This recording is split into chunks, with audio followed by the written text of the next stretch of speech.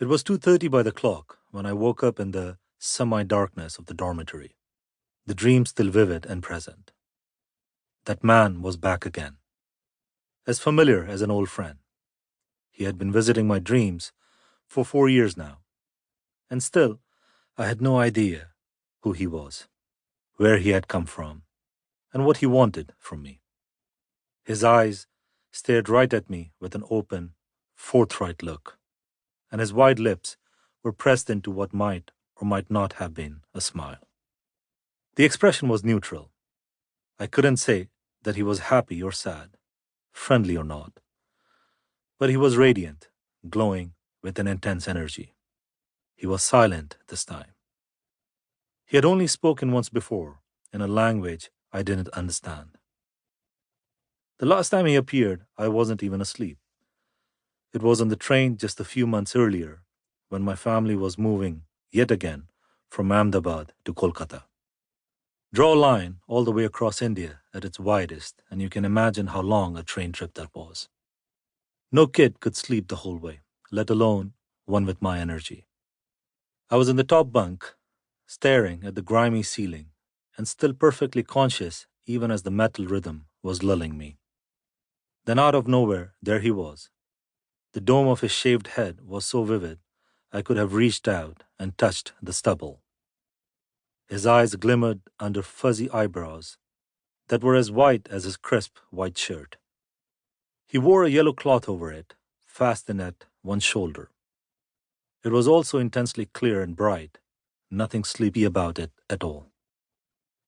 I was 6 years old in 1985, when the dreams and visions had started. The very first time, too, there was no question that I was wide awake. I was with a friend who lived in the same compound at Evelyn Lodge, where our bungalow was. I'd gone to his apartment to ask him to play, and we were walking toward the cricket field when I saw what looked at first like streaks and patches of orange in the sky. Was it sunset already? That would mean it was time to go home. But it couldn't be. We hadn't even started playing. Then the colors resolved into shapes and their outlines became clear. Men in robes of that saffron sunset color with shaved heads were milling about. There was a deer and a small hut. Some of the men went into the hut and came out again. It was as vivid as if I were watching a scene from life. Do you see that?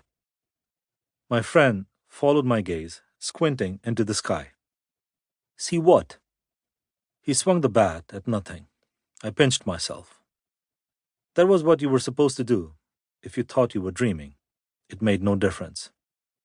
Slowly, as we continued to walk, the scene faded into the sky and disappeared. Later, when I got home, I told my parents, but they said I must have imagined it. I worried that there was something wrong with my eyes, but I had no trouble seeing the blackboard in class, or the ball when it was my turn to bat, or the mangoes hanging in the orchard, waiting for my arrows. And if it was my mind that wasn't right, well, it was right enough in all other departments. My grades were excellent. And so it was forgotten, no big deal, and the memory would have been lost in the jumbled closet of a child's mind if I hadn't seen the other things later. There was a place that I dreamt of again and again, but even when I was awake, it appeared very clearly to my mind's eye. A rocky peak loomed above a plain, wrapped in woods and scrub, but with boulders and a cliff face exposed. I had a bird's eye view, but I could see no buildings, no human mark on the landscape, nothing to hint at where this place was, or why it should rouse in me a lingering sweetness, a yearning. It was as perplexing as the man who kept visiting my dreams, and just as persistent. There were other people who appeared at times, some with shaved heads and some with dreadlocks, wearing different shades of yellow, orange, or red. But he was the one I saw most clearly.